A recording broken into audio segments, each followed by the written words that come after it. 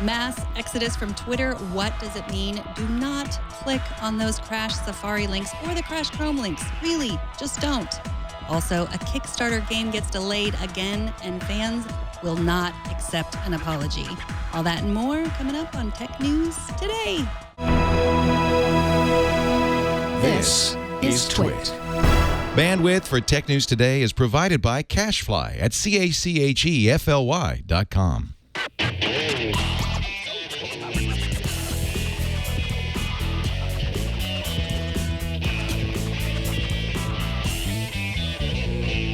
This is Tech News Today, episode 1435, recorded Monday, January 25th, 2016. This episode of Tech News Today is brought to you by ZipRecruiter. Are you hiring? With ZipRecruiter.com, you can post to 100-plus job sites, including social networks, all with a single click. Screen, rate, and hire the right candidates fast. Try ZipRecruiter with a free 4-day trial now at ZipRecruiter.com/TNT. And by the Ring video doorbell. With Ring, you can see and talk to anyone at your door from anywhere in the world using your smartphone. It's like caller ID for your home. Right now, get free expedited FedEx shipping when you go to ring.com/TNT. And by Igloo Software. Igloo is an intranet you'll actually like. It connects people with the information they need to do their best work. Try it for free at igloosoftware.com/twit or sign up for a live demo to see it in action. Hello and welcome to Tech News Today. This is the show where we talk about the tech news with people who get it, who get the tech news at the core. Yes, people deep who feel down. it in here. Yeah. They feel technology here. I am Megan Morrone. And I am Jason Howell with the tech feels. I've got the tech feels You've got today. the feels in your heart. In my heart and in my gut. Joining us today is hopefully someone who also feels the tech. It's Alex Wilhelm of Mattermark. How's it going, sir? I can confirm I do not feel the tech deep in my gut. So perhaps I should just hang up now and take my ball and go home. It's okay. We can get there, I think, through the course of an hour. You got to feel it here or in your gut. Is this like head, shoulders, knees, and toes? Exactly. Yes, totally. Okay. That's as long as exactly I'm on it. board. You're catching on. You'll do good. Thanks for joining us today. Tell us a little bit about Mattermark. What's that all about? I'll keep it short. Mattermark is a database of information on private corporations you can kind of sort and dig through. My job is a little bit different. I'm just hanging out with all of our data and trying to do journalism focused on who's growing quickly, markets, venture capital, all that good stuff. And I've been here now just over 3 weeks, and I confirm that I'm not yet fired. So that's very good. That's good. Let's see if you can make it to week 4. I have big hopes to get all the way to February, and then after that, all bets are off. You're like, I made it.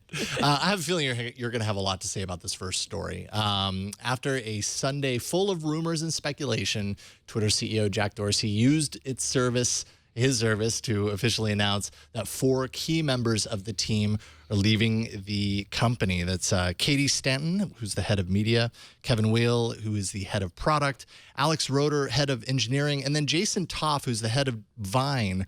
Although it kind of seems like in Jason's situation, it may have been more his choosing. We don't know of the other 3, whether they all randomly out of nowhere decided to leave at the same time, or whether it was, kind of a higher up call downward. But Jason Toff, took to Twitter and basically said it was a tough decision. I've decided to go to Google to work on VR stuff.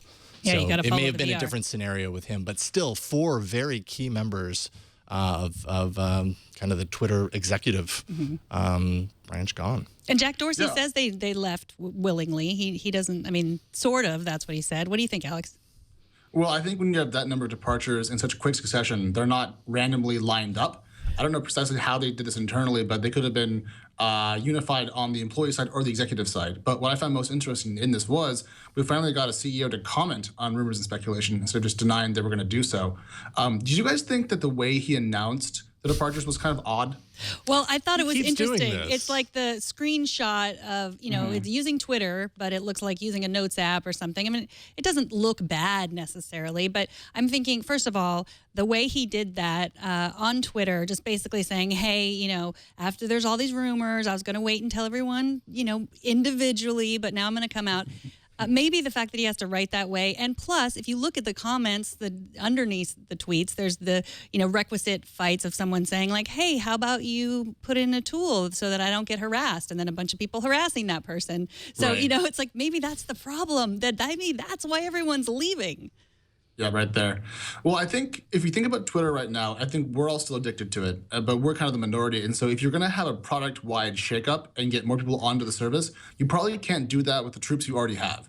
And so to see Jack pull the trigger like this, even if it wasn't quite entirely his choice, but so forth, I mean, maybe this is the rejiggering of their staff they needed to finally have a new direction for the core Twitter experience. Because if they don't make dramatic changes, they can't get user growth growing, and then they're in serious trouble and Jack's fired. So perhaps this is a little more brave and a little less desperate than people originally thought, or initially thought, I should say. New York Times says 2 new board members to be named very soon. One, a, quote, high-profile media personality. Maybe it's you. Ellen DeGeneres. I don't know. I'm pulling for Megan, honestly. I would sleep a lot better at night if that was the case. All right. Please let me know in advance, Okay, though, because as far as the show is concerned, we're going to have to work on some things to make that happen. Big changes up top have been expected since, of course, Dorsey took over CEO last October. At this point, let's see here, Twitter stock kind of taking a hit this year, so people want change, and they kind of expect it at this point. So this really seems to be kind of part of that. I do also agree. It's very interesting that he's taking a screenshot of the announcement, but I think that's kind of part of the CEO playbook right now when you happen to run a social network is you use your social network to break big news. And right now, the only way to do that is that we know that Dorsey has plans, has mentioned, at least referred to plans to open up the character limit on regular posts. So maybe this will speed that up. So he's like, any future announcements, I'd like to not have to take a screenshot of them. I'd like to actually just use the service. Wouldn't it be great if he had announced it on Peach, the popular social network Peach? Oh, heavens. Please, no. I'm just glad it wasn't on Medium. That was my guess. Right. I feel like everyone uses Medium now for their little PR announcements. But in this case, it was a tweet. And that's, I think, at least, on brand. So we can give him points for that. Yeah, and there has been one kind of late-breaking fill-in, Nathan Hubbard, VP of Global Media now. So he was the former head of commerce. He also happened to be a former Ticketmaster CEO, by the way. But so he's what another thing that I find very interesting about this is if it's a planned thing, why do the planned thing and then not still have your backups kind of lined up and ready in order? Like there's something very ramshackle about the approach. Well, you know what I mean? This is what happens when Kara Swisher and Mike Isaac are both reporting on your changes at the same time. Yeah, that's true. You want to keep something secret. Those two are the NSA of the tech world. So I don't think he had much of a choice to pull this out the way he wanted to. But given that he was going to announce later this week anyways, I agree with your point that this doesn't seem to be that well ironed out. Orchestrated to minimize the PR impact. Yeah, because their shares were down another about 4 or 5% today again. That's really, really adding up. Wow. Yeah, at the end of Kara and Kurt's article on Recode, they point out that Twitter's going to have a board conference in San Francisco this week. So maybe that, the timing of that was interesting. They also, mentioned that Recode was not invited to this conference, but they of course will be reporting on it anyway, and we will be reporting on what they report. Because that's what we do. Yeah, well, it's reporting all the way down. One thing I heard a while back before the share price really collapsed was that anything below $30 a share was going to be kind of the threshold that they may get acquired at, and now they're at something like 17, 16 bucks a share. I don't have it pulled up right now. Yeah. But I mean, they're very much in play, I think, if there's anyone out there who wants to buy them. They're worth about $12 billion, somewhere in there. And that's just not that expensive. So I'm curious if the board meeting will consist of how you're going to sell the company instead of how you're going to turn it around. But I was also not invited, so we'll have to see what kind of shakes loose. Yeah. Maybe we should get together and buy them. What do you guys think? We could just pitch in our pennies and make it happen. $17 a share right now, $17.02. There we go. Thanks. All right, well, let's move on. Here's an update to a story we reported late last week on rumors that Apple plans to release a new and upgraded 4-inch iPhone. The iPhone SE will be an upgraded 5S. It'll look like the 5S, but with rounded edges. But it will probably, now we think most definitely, have the iPhone 6 chip and processor. That's the A9 and the M9, which means always on Siri, for those of us who love that. Also, there will not be a 32 gig version, just a 64 gig version. And the rumor is there will still be the pathetic little 16 gig version that ruins people's lives when they buy them. The entry level that they end up hating later. Like, why did I do that? So what do we think about these rumors, the tiny iPhone? I think it's cool they get the price point down really far. If they can do that and compete with Android on the lower end, that's great for Apple if the margins are strong. But right now, I would never go backwards in screen size. I have the iPhone 6, so I have the middle-sized version, if you will, but I just love it. I can't imagine having less space for my apps and thumbs. Maybe I'm just bad with my thumbs, but I mean, frankly, a smaller screen is just not where technology is going right now. So if it's not a volume play, I don't understand it. If it is, then it makes a lot of sense. Yeah, it's all about entry level, right? Like on the Mac Pro side of things, they had the Mac Mini, which tech fans aren't necessarily running out and picking them up, but to someone who has always wanted to get into the Mac side of things and just never quite had the money, having that low cost entry point, even if it's not the best version of their computers in the world, is still an option to get people through the door, and then eventually they end up ponying up and increasing their spend the next time. So yeah. Jason, do we know how well the iPhone 5S has sold over the last chunk of time? Because I have no numbers on that, so I don't really know how their lower cost iPhone strategy has worked out so far to date. Yeah, I don't know either. I mean, I know that I happen to be married to someone who still has the 5C. C stands for Caveman, in my opinion. Very nice. So this 6SE or 5SE is sort of, instead of creating a 6C, which everyone sort of expected them to, that third tier down, they're just like, well, it's going to have the better processor in it, but be smaller, which is what some people are still asking for, some tiny-handed people. And I think it's smarter that they're going with if there's rumors to be believed, that they're going with a more recent processor in there, because it's a really good point that once you hit the middle of the year, suddenly that processor is not one generation outdated, it's 2 generations outdated, and that's not a great proposition for anyone that's buying new technology. That just feels wrong. Right, and it'll go for it. Sorry. Oh, it'll have live photos. That was the most important thing that I was. Is live photos a big deal? Yay or nay between you two? Nay. No, okay. It's a good selling point. But it's that thing that you have it and people look at it and they're like, "Ooh, that's cool. I want that." And then when you have it, you don't really use it. Right. My thought on live photos is 20 years from now, when I'm looking at those photos and I see movement as opposed to just a still picture, it'll be amazing. But right now, the things that I took 3 months ago, not so great. I just wonder if 20 years from now that standard of seeing the movement is still going to exist, when I'm pretty certain that at least you'll be able to find a image viewer that's going to be able to view your basic image files. And by then we'll have little chips in our head and everything will look like a painting of Harry Potter. So I'm not concerned about it. But we'll be living live photos. Life is a live photo. That's right. The best one available. And we don't even need to upgrade ourselves. Speaking of upgrade, Cortana, which is Microsoft's virtual assistant for Windows devices, is bringing a couple of new productivity features to Windows 10 that revolve around completing tasks and kind of managing your schedule in useful ways. Some ways that might sound familiar. First, they're going to monitor your emails to pick out things that you mention in an email where you're committing to do something. So you write an email to someone saying, "Oh yeah, I'll purchase those plane tickets later," and then you'll get a notice through Cortana that says, "Hey, you committed to purchasing those plane tickets. You want to do that now?" Which I think that's very useful.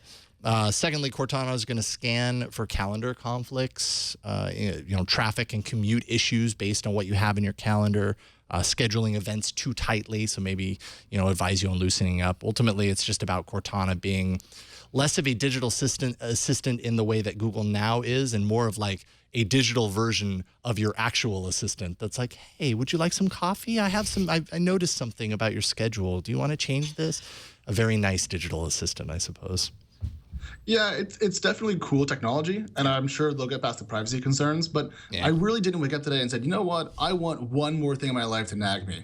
I don't have enough calendar notes, DMs, tweets, emails, phone calls, shows. It's just I don't need one more thing being like, hey, give me your attention. I mean, if that disorganized, will this actually really help you too much? I mean, I'm sure for some people it'll be great, but I'm just not that diehard about this particular feature. I mean, so I'm an Android user, and I pretty much live and die on Google Now with one feature in particular, and that's the Remind Me feature.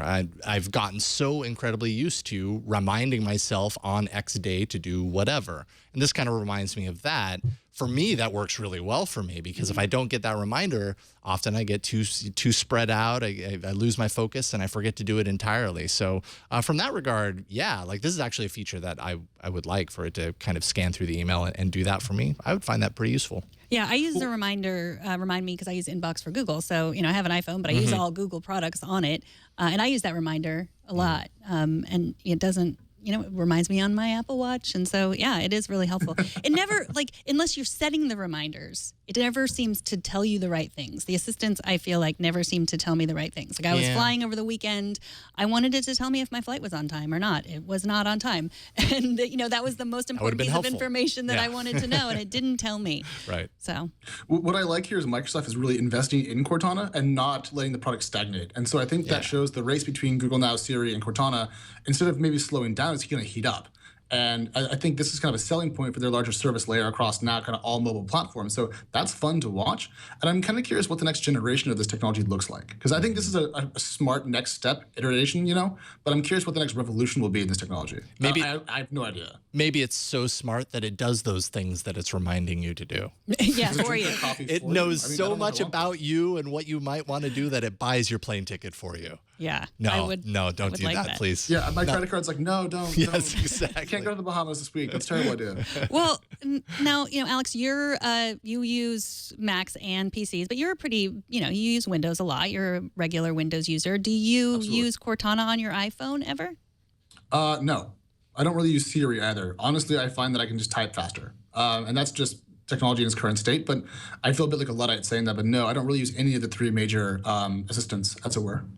And I think one of the problems, at least from what I understand as far as like Cortana on iOS or even on Android, is that, Cortana shines on its native platform because it has access to all the things that it's been designed to do. Cortana on any other platform brings a lot of those features over, but it doesn't necessarily have access to the underlying things that make it as useful as it might be on a Windows Phone device or a Windows 10 computer. So, yeah, I use Cortana a lot on Windows 10, just not on my iPhone. So right, you have to launch it. Right, exactly. That's the other thing, right? Yeah, it's too many steps. But on your PC, on your Windows 10 device, you can just talk to it and it just fires up for you. So that's a pretty cool experience. Yeah, you want it to be embedded in the experience and not an extra step. Right. Well, Alex, as an iPhone user, you will want to follow this story, and Jason, you will want to laugh at this story. Wired.com says there's a website making the rounds that will crash Safari. So don't click it. Some have been reporting that clicking the link will crash your iPad and your iPhone and might even cause your device to reboot, losing a minute or two of your life that you cannot get back. It's annoying, but apparently not dangerous unless you're in the middle of doing some remote brain surgery from your iPhone. That would be dangerous. Yeah, I wouldn't recommend doing that in any circumstance, actually. Don't do remote surgery from any device, let alone your phone.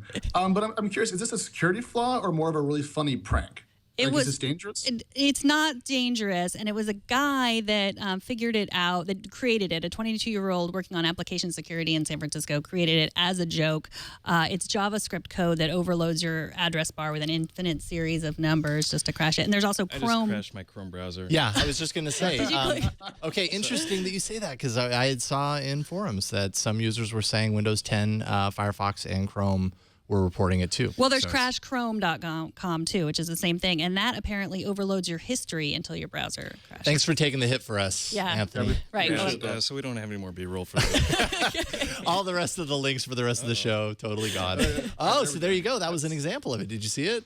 All those numbers. Yeah. This is a reality show today. This is fun though. It's an old school hack. Hacks these days are usually security flaws and zero-day patches and so forth. This is a really fun, almost like prank. You can use this on your friends. Like, hey man, click this link. Gotcha. Yeah, it's like I would not think that was funny. It's the new Rickroll because people are disguising it behind a URL shortener, and here you go. Like, go watch a normal Rickroll, and nope, it's a Rickroll to the Rickroll. Well, here, if you do this to your boss, Twit will give you $20. Just take a video and send in the footage. That's not the truth. If this happens to you, maybe it would take the time to stop and take a deep breath and just contemplate your existence while you're waiting for your phone to reboot. Or all of your links to or regenerate, if your browser, which could be a lot of links. It's a reminder to pause. Okay. I think I would shout and yell profane words during that process as opposed to contemplating my own existence. But maybe I'm a little bit more hot-headed than most. I don't think I would enjoy the experience. Everybody deals with web crashes in different ways, all right? Everybody deals with it the way they need to. All right, so first announced last May and then testing for 10% of its users in select markets for months now, Spotify is now finally rolling out its video product. Android users are going to see it first this week. That doesn't happen a whole lot, with iOS users to follow. They're saying by the end of next week, but I suppose we'll see. And videos are going to be served up in packages like News of the Week or Laughs at Lunch, clips, like short clips, content by providers like ESPN, Comedy Central, BBC, Vice Media. Yes, Twit is among one of those content providers. And Congrats. yeah, thank you. I had nothing to do with that, but I'm happy to take credit for it. So what do we think? Videos on Spotify. Is this the next big thing for Spotify, and are we excited? I'm not a Spotify user. I know you are, Alex. So I live in Spotify. So to me, if they're going to give me more content for what I already pay, I'm totally in. I don't know how often I use it on a day-to-day basis, but certainly if I'm just, taking a 10-minute lunch break, I'll fire up that, lunch playlist and give it a try at least. I mean, Spotify's done a really good job at curation of music and recommendations. And so if they can take that same expertise and apply it to video, I think our lives will be richer, just not Megan, of course. Sure. Yeah, I've been using Spotify actually lately. I'm a Play Music subscriber, but I've been using Spotify for a couple months and I actually really like it. And I think I could see how this would be very useful. They say that they're launching it without ads. And they're not necessarily launching it as we expect to make money off of this sort of thing, at least not in the short term. Obviously, eventually, they would love for it to make lots of money for them. But for right now, it's launching without ads. Do you think it's kind of weird they're going Android first as opposed to iOS first, or is that kind of the new norm? I don't know. I don't know if that's like one of those situations where they're like switching it up for their own user base, or I don't know if that means that there's something developmentally under the hood that was just easier in their development process for Android versus iOS. I don't know, but they've been testing this for months, so it's kind of hard to think that they wouldn't have it ironed out and it wouldn't be their choice. So I honestly don't know. So how long till it's on Windows Phone? Sorry, I couldn't help myself. Sorry. All right. If you are an Instagram user, your Instagram experience might have seemed a little bit more ad-filled lately. That's because it is. Recode reports that Instagram is showing more ads, just as they said they would back in June. They've also allowed third parties to sell ads for them, and those ads appear to be doing quite well. So I guess this is good news for Facebook investors, bad news for people who don't want Instagram to look more like Facebook. Alex, what do you think about this? I mean, this is something that investors look at, like this chart that's on the Recode article really is like, oh, wow, like this is something that's good for investors, correct? Yeah, well, Facebook makes a lot of money, and they don't do that by accident. So I'm not surprised by this at all. And they did pre-announce it, as you said. But I think this bodes for other Facebook products. Messenger and WhatsApp, for example, are pretty good examples. Because if they're going to do this to all products they eventually have in their larger galaxy, we should expect similar performance across them in terms of monetization. So Instagram is so big and so popular, and if I may, a lovely app to use. I'm not surprised they wouldn't take more revenue out of it, but I'm curious what the margins are on this, because I don't think Instagram is that expensive to run. So this could be a really good profit source for Facebook moving forward as their core experience kind of matures and slows down around the world. Right. I mean, that's the thing, that Instagram is lean. It's a lean company. It was just started by a handful of people, and they've been able to run it, even though they're owned by Facebook. They still run it. Similarly, I don't get annoyed by the ads. I was just scanning through my feed to see if they were jumping out at me because they're everywhere in Instagram, and I didn't really see them. And it's even when you see them, it's kind of hard to know whether they are an ad or not. They seem a little native at times. Mm-hmm. Well, Instagram is a pretty good platform for ads, given that it's so visual already. Yeah. And so if you had a really pretty ad experience, I don't see how it would be too annoying, unless it was really untargeted. But I mean, if they did it properly, I don't see this really hurting user retention. And also making a lot of money at the same time. So it's kind of a win-win-win, because users don't want to pay for Instagram. They still want it to be free. So this is a pretty good compromise between users, brands, and Facebook, I think. Yeah. Right. I mean, the Facebook ads are ugly. They are. Yes. It's not. So, I mean, maybe they learn from that, and then this will be better. Yeah. Do you guys ever see Facebook ads? Don't you run an ad blocker, and then, I haven't seen a Facebook ad in years. I don't know. I see them. Am I not ad blocking? I must not be ad blocking. Properly. No, Properly, they're yes. always there. I keep them there because I want to support Facebook. I want to support the little guys, Yeah, those scrappy upstarts. Yeah, no big deal. They just run the entire world. Right. I'm afraid if I use an ad blocker on Facebook, Facebook will go out of business. They're going to miss your money. I've read their financials. I can confirm they are not going to go out of business anytime in the next 2 decades. Okay. So don't worry about that. Okay. So good. Then neither will Instagram. Right. And there's an ad for BB-8. So, they know what I like. Yeah. There you go. Small Android drone-ish things. Okay, got it. Exactly. Yes. All right. In a minute, we're going to talk with Iain Thomson of The Register about how insecure hospital tech can be. But first, let's take a minute to thank ZipRecruiter for sponsoring this episode. If you're hiring, but you're not sure where to find the best candidates, that's kind of what ZipRecruiter is all about. The truth is, candidates are everywhere. That's exactly the problem. It's not easy to find them. They're buried beneath all the subpar ones, sprawled out among the internet in a million different places. It's like finding a needle in a haystack. As a business owner, your company is only as good as the people that you hire. Posting jobs in one place isn't enough to find quality candidates, and short staffing leaves just very little time to post to dozens of job sites. And thanks to ZipRecruiter.com, you can post to 100+ job sites with one single click, and you'll be instantly matched to candidates from over nearly 6 million resumes. They take care of all that heavy lifting for you. You just post once, and then within 24 hours, you watch your candidates just roll right in, and ZipRecruiter's easy-to-use interface makes it easy to navigate all of those choices, so you can kind of zero in on the ones that are going to bring the most benefit to your business. ZipRecruiter has been used by over 400,000 businesses, and you can try it now for free. Check it out for yourself. Getting the right people for your company is so important. I don't need to tell you that. So check it out. Scott, he's a happy ZipRecruiter client. He had this to say. He said, the recruiting process used to be so painful.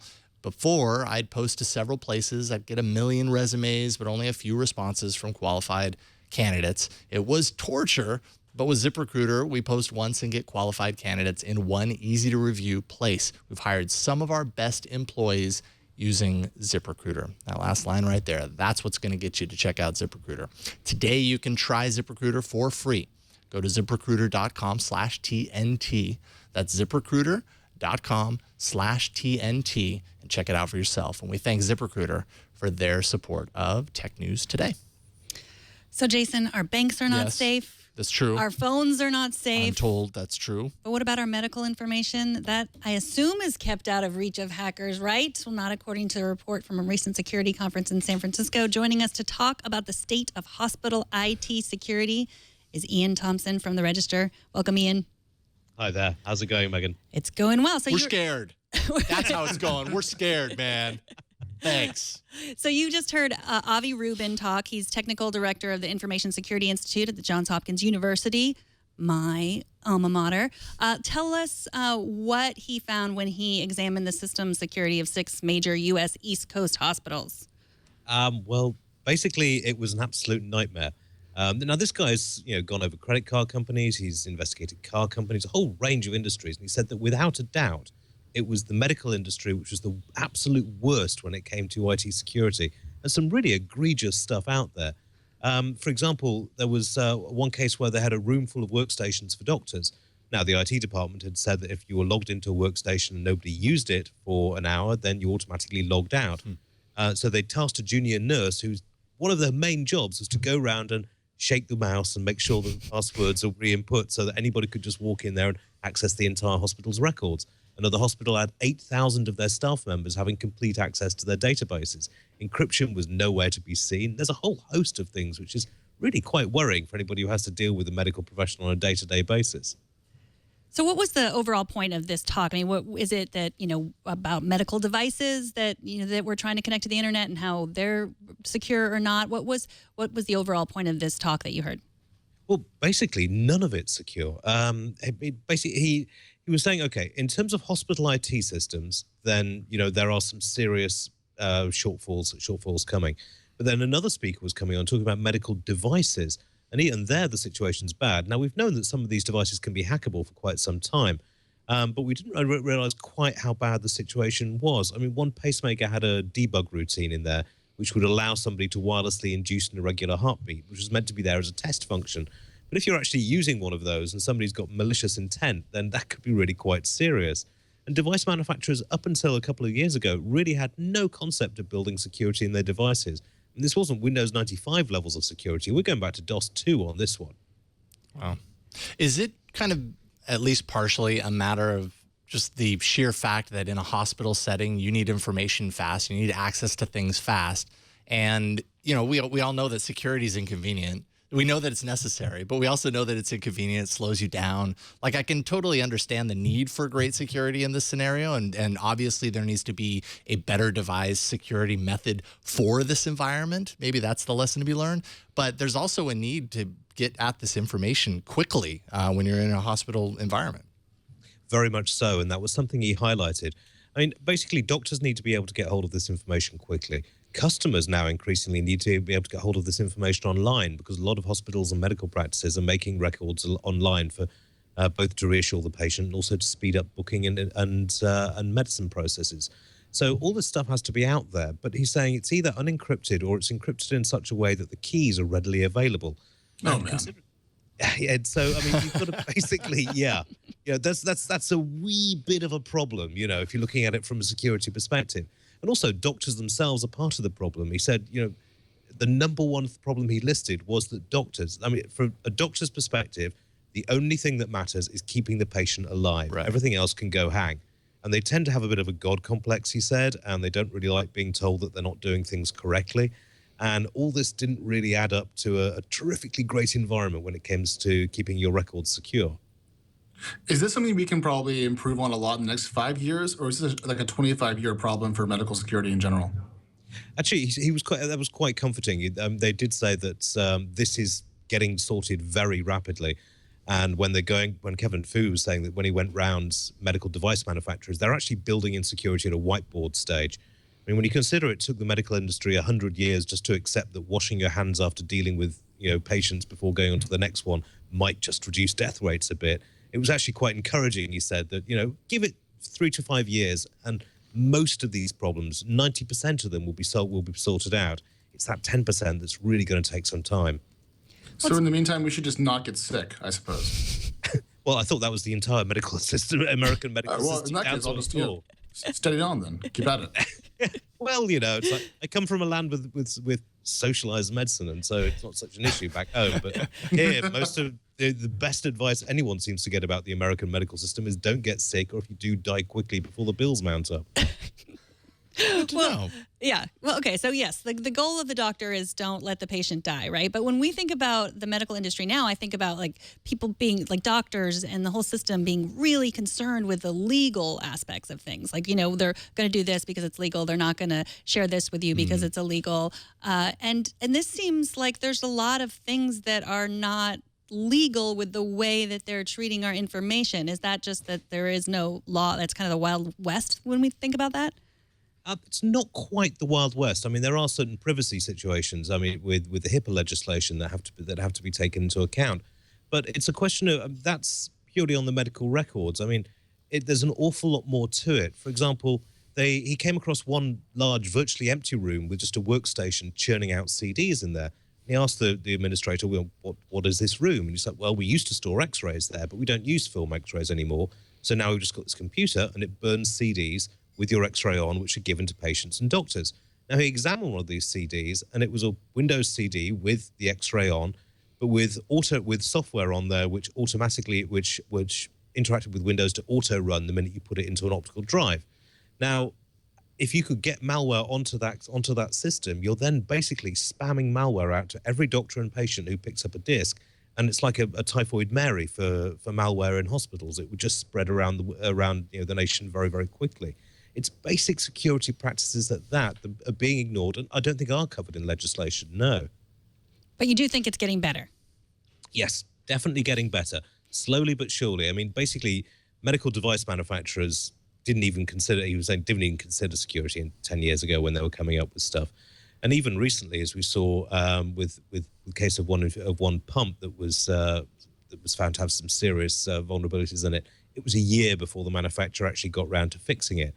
Now, with the flood of bad headlines and the flood of bad press that goes with that, medical device manufacturers are very, very keen to get this sorted out, because nothing kills your market like the knowledge that their product could actually kill you. So they are getting, a handle on this, but it just, with the lead times involved in new medical equipment, then it can get very difficult. I mean, he found one MRI machine which was running Windows 95 and said, well, why don't you just upgrade this to an operating system that works? He said, well, we could, but then we'd have to buy new magnets for the MRI scanner, and it's probably just cheaper to keep it going this way. So you've got long lead times and long lifetimes for the products involved. And a lot of interdependencies, too. Yeah. So are you going back to the Usenex conference this week? Oh yeah, I've learned more in the last day than I have in the last 3 days of RSA conferences. No, I mean, fascinating stuff. It's the first of its kind, and it's a really interesting mix. There's only about 450 people in there, but they're not CEOs or CTOs or whatever. It's the people at the coalface. It's the IT admins. It's the people at Google and Facebook and LinkedIn and Goldman Sachs even, who are there just to swap stories, find out what's going on, and how to block it in the future. Well, cool. So I guess we can read about it on the Register this week, your coverage. We'll be there. Quite a few press there, but we'll definitely be there, and you should always go to the Register. No disrespect, Alec. No, I love your stuff, so keep at it. Right. Cheers, mate. Thank you, and yours. Iain Thomson, of course, at the Register and at Iain Thomson on Twitter. Thanks so much for joining us. Take care. Always a pleasure. See you later. We'll see you soon, Ian. All right. Hey, you can email us at TNT at twit.tv to take part in the show, like Rob from Scotland, who says, I have a tip. Speaking of security, I have a tip with regards to the password manager debate. This is the topic that keeps stretching on into a new week, it appears.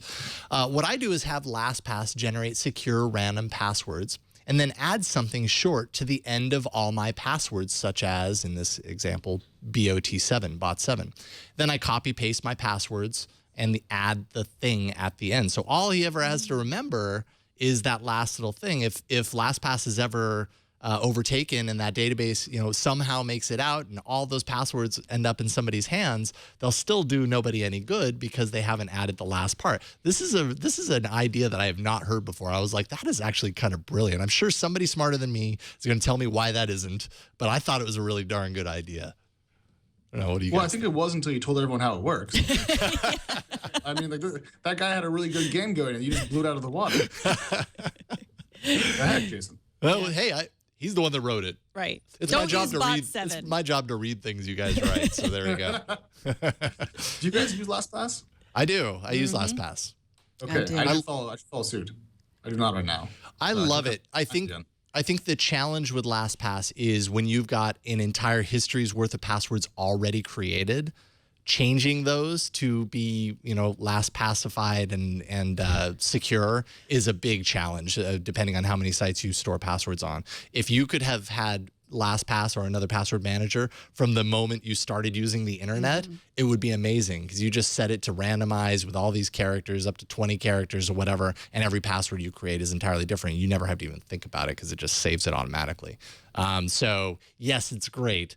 But the sooner you start, the better, because we keep signing up for sites and, using passwords. And the longer you keep using the same password or variations of the same password, the more insecure you are. So. Right. Well, you should be going in and changing those passwords anyway. I know. It just takes so long. Like there is no standard for changing a password. You know, if I could just go into LastPass and say, change all these passwords to random, different things across the board, then that's one thing. But every site has its own process. You got to log in, find the place. It's just not easy. I do it over time. Right. An iterative process, if you will. Yes, exactly. I'm still waiting for the breakthrough here. I think the way we do passwords is still pretty much archaic and just really, really backwards. And so LastPass is a cool solution to make it easier and simpler, but doesn't solve the core problems that Jason just outlined. So I can't wait for whatever comes next because I think this problem is going to get worse, as he said.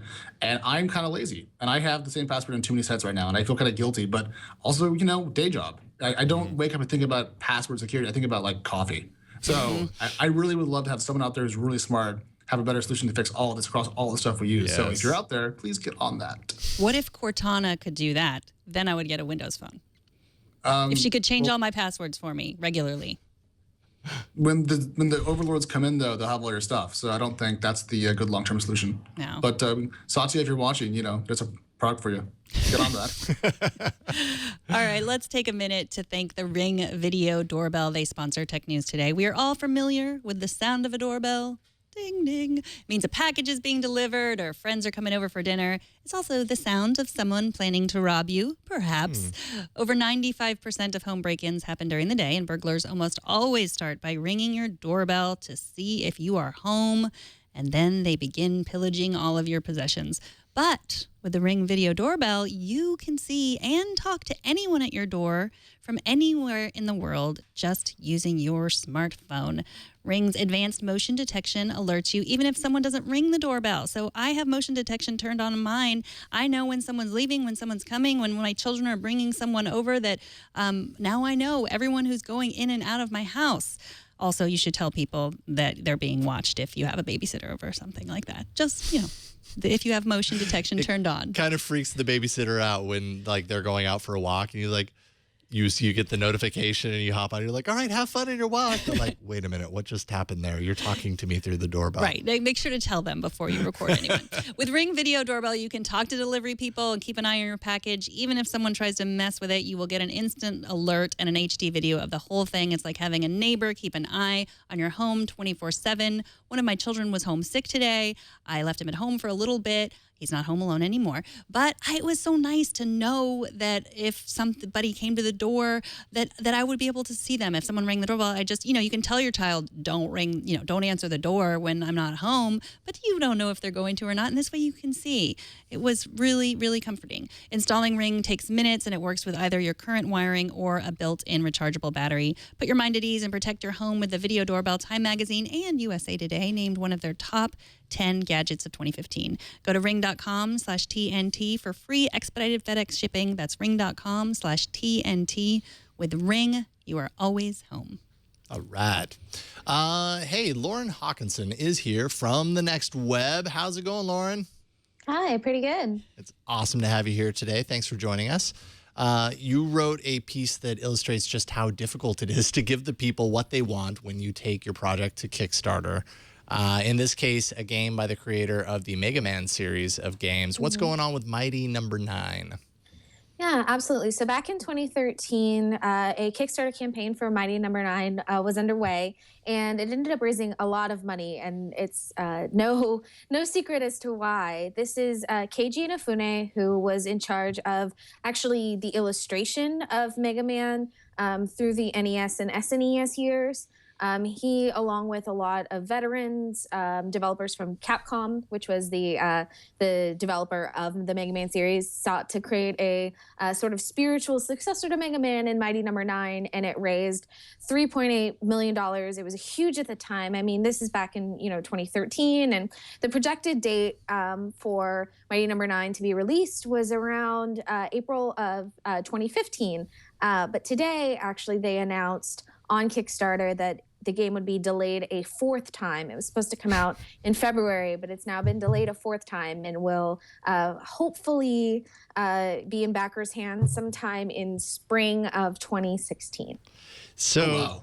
Yeah, so it was April 2015 was the initial. At the end of April, they pushed it back to September 2015, and then they pushed it back to the Q1 2016, later clarifying, February 2016, and then now this. So, man, it turns out knowing when you're going to be able to release a video game is really, really hard stuff. Have they given any indication as far as like what the specific issue is here? Because they've been working on this thing for years at this point.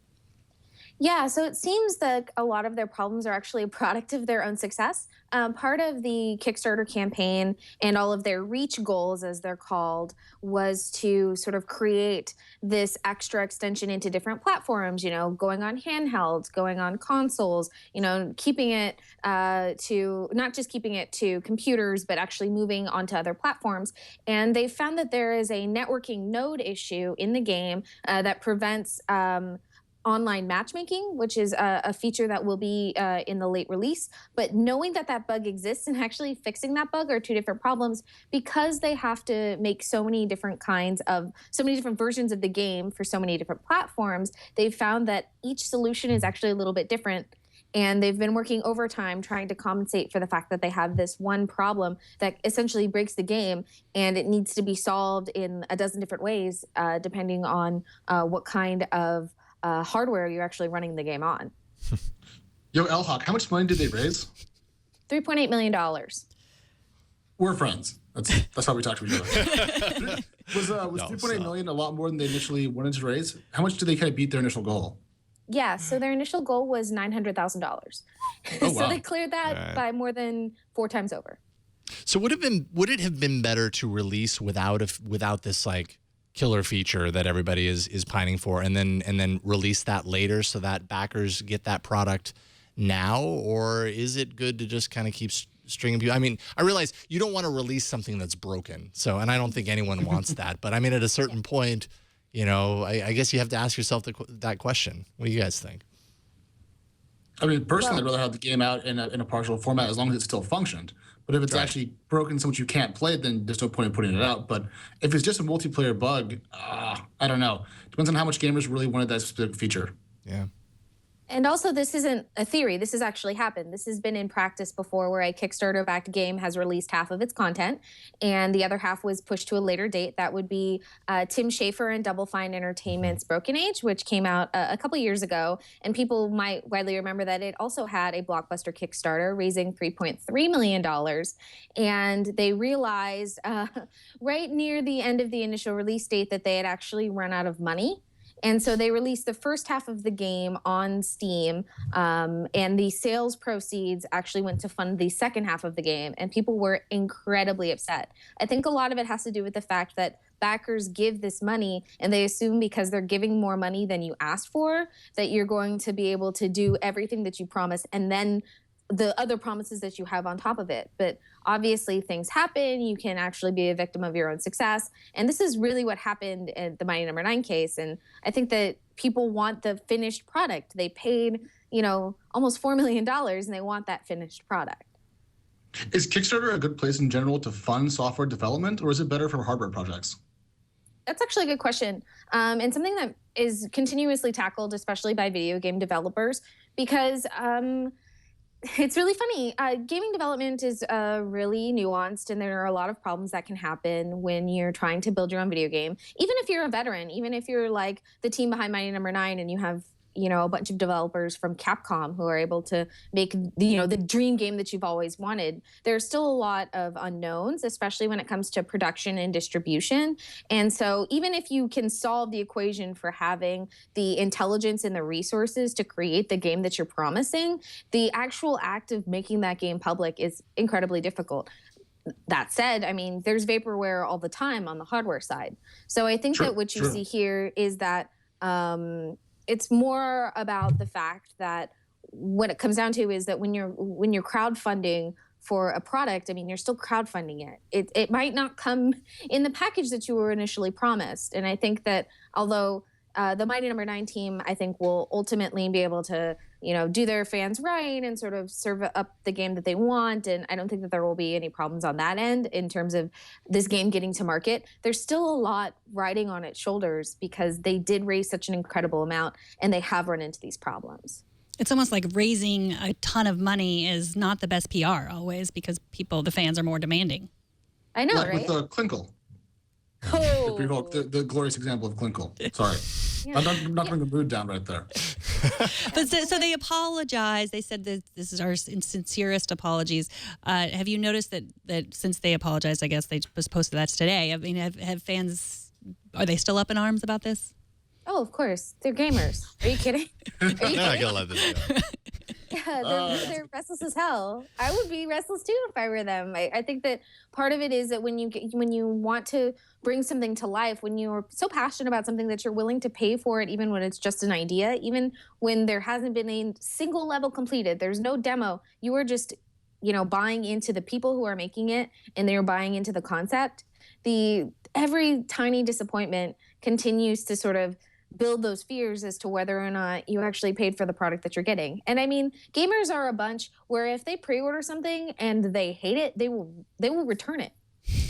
Like this is a very fickle audience, and I think that although the incredible politeness and I would say cultural politeness as well. I mean, I think that a lot of what Keiji Inafune says in that letter is very much like my sincerest, deepest apologies. It's all that. But I think that, at the end of the day, they just want their dang game.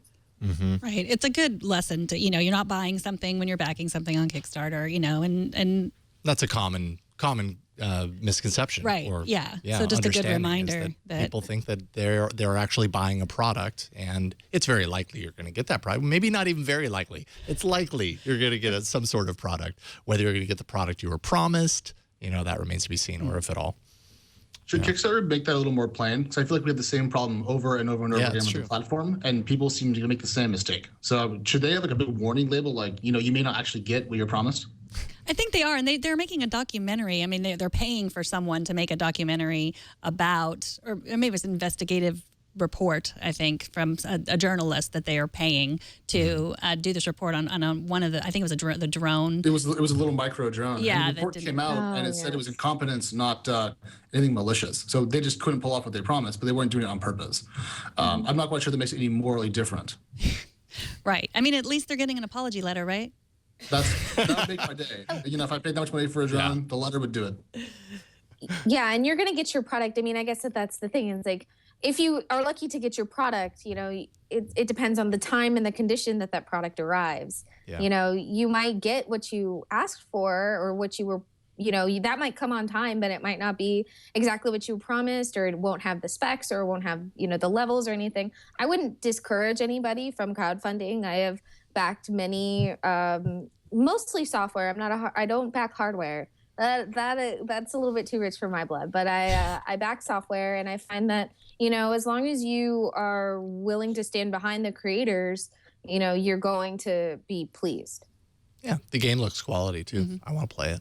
I was a big fan of Mega Man. Awesome. So. It's really Mega Man-y. People who've played it, played the demo versions, it's very, very like Mega Man. So if you like that kind of complicated platformer, he has the different suits, he fights all the robot enemies, like, it's going to feel just like that. Awesome.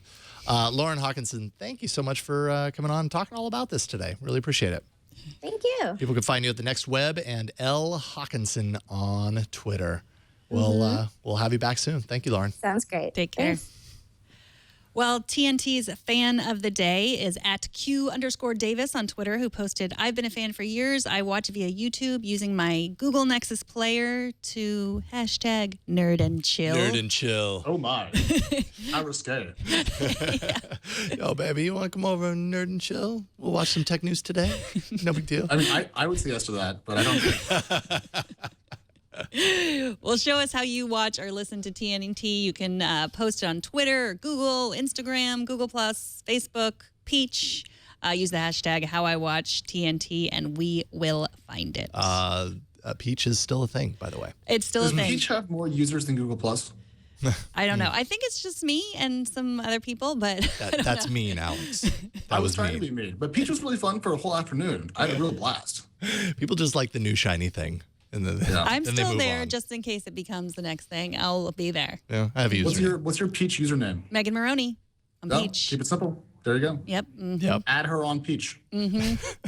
We've had a couple of How I Watch Yeah, we TNT have. send on, Yeah. on Peach. Peach So me. it I'm there. happens. It happens. I stand corrected. All right. Coming up, you're not alone. Even NFL football players feel like crying when their tablets won't connect to the network. But first, let's take a minute to thank the sponsor of this episode. That's Igloo. Anyone who's worked in a corporate environment knows how painful legacy intranets can be. The content is stale. The interface is ugly. You can only access it while you're at work. Igloo is an intranet you'll actually like. It's a cloud platform that helps you do things like share files, collaborate on your documents, your blog updates, coordinating your calendars, managing your projects. It's built using responsive design, which means everything you can do at your desk, you can now do on the go through any web browser, wherever you happen to be.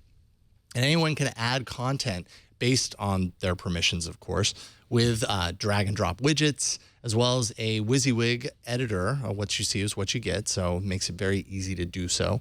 Igloo also offers a variety of access, authentication, and identity services to ensure that only authorized users have access.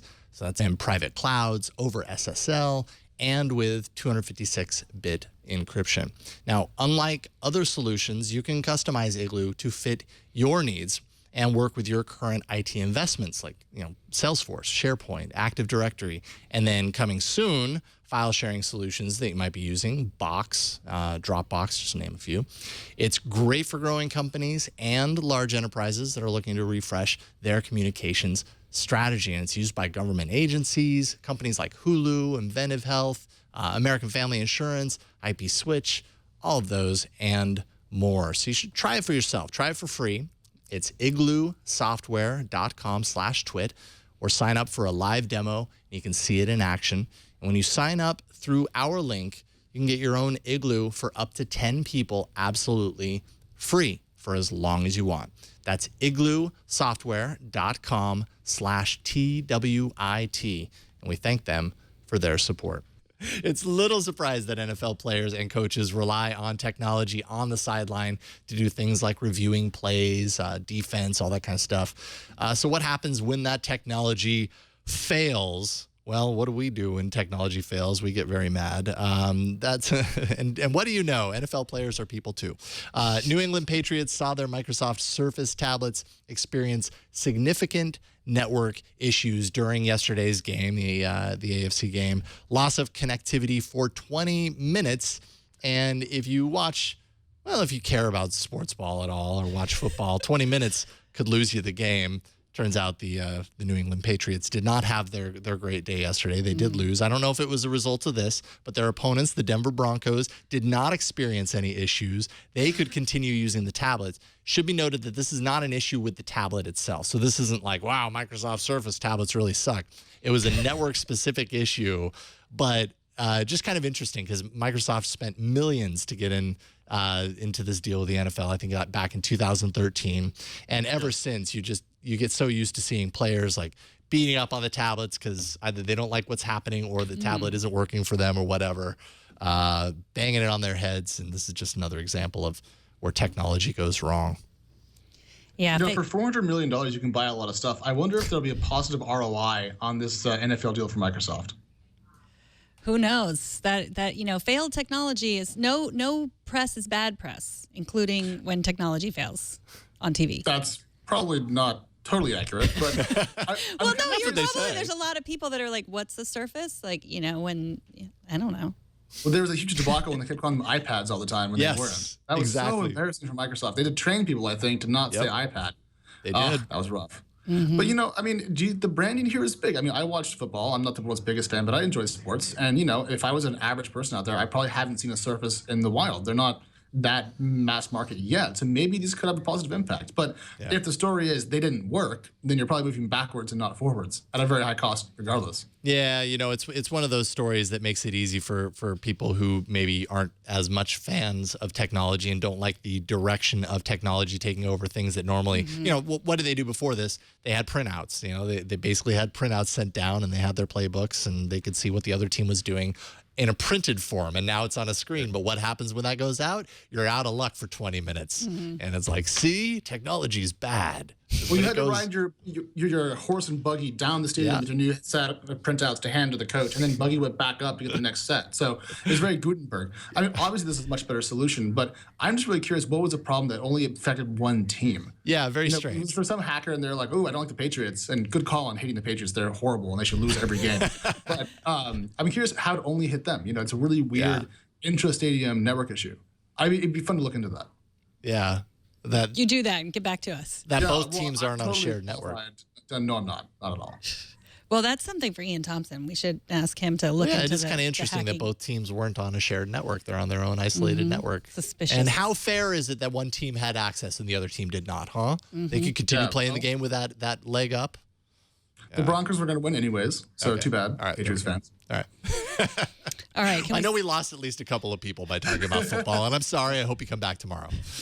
You almost lost me. Okay. Can we stop talking about football now? All right, let's do it. Thank you, Alex, so much for joining us. Alex are you a reporter, an editor at Mattermark? What is it? A writer? John Fiddle's editor-in-chief, but I do a lot of writing as well. So it's kind of a blended role, if you will, right now. And of course, you're at Alex on Twitter because you were there first. No, I bought it off a guy in Mexico in 2008. You were the smartest. Yes, the smartest. For buying it in 2008 versus now. Well, now you couldn't buy it. Twitter's actually banned the policy, so you can't actually do that anymore. All right. Well, thank you so much. Yeah, thank you, Alex, for coming on. It's our pleasure. As always, pleasure. All right, take care. Take care.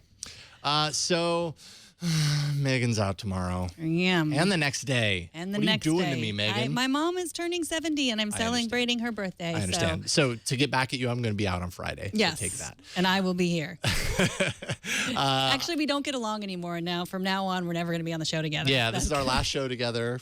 I hope you enjoyed it. No, not true. Only the next couple of days, and then we'll have a glorious Thursday before I'm gone. I'm going to have Father Robert Ballister back in studio tomorrow. Also, my cohort from All About Android, Florence Ion, also of Greenbot, she writes for Greenbot, is going to be on tomorrow. So I hope we have at least one like Android-y, googly story. But we have a lot of interesting stuff to talk about, including an interview with Vahini Vara, who wrote the cover story of this week's issue of Bloomberg Business Week, regarding diversity and inclusion of Black coders in Silicon Valley. It's a really, really fascinating article. I'm really looking forward to talking to her about it. So we're going to have that on tomorrow's show. TNT records live every Monday through Friday, 4 p.m. Pacific, 7 p.m. Eastern, 12 a.m. UTC at twit.tv/live. You can always be a part of the show by emailing at tnt@twit.tv, or you can leave us a short voicemail. That's 260-TNT-SHOW. And we are on Twitter. The show is at Tech News Today TV. We are also on Facebook. We're there. Facebook.com/Tech News Today, and leave a comment there. We post parts of the show on there. And if you want to know about our upcoming guests or get some behind-the-scenes gossip, you can do that by subscribing to our newsletter. Sign up for that at twit.tv/newsletter. And don't forget to subscribe to the show however you subscribe to podcasts. All the places. On iTunes, Stitcher, TuneIn, or now you can get it on Spotify soon. All the ways to subscribe right now you can find at twit.tv/TNT. And you can get in touch with us directly on Twitter. I am at Megan Morrone. And I'm Jason Howell. Thanks to our live producer, Anthony Nielsen, and all the awesome people who produce this show behind the scenes each and every day. And thank you for talking tech with us today. And we will see y'all tomorrow. Bye, everyone.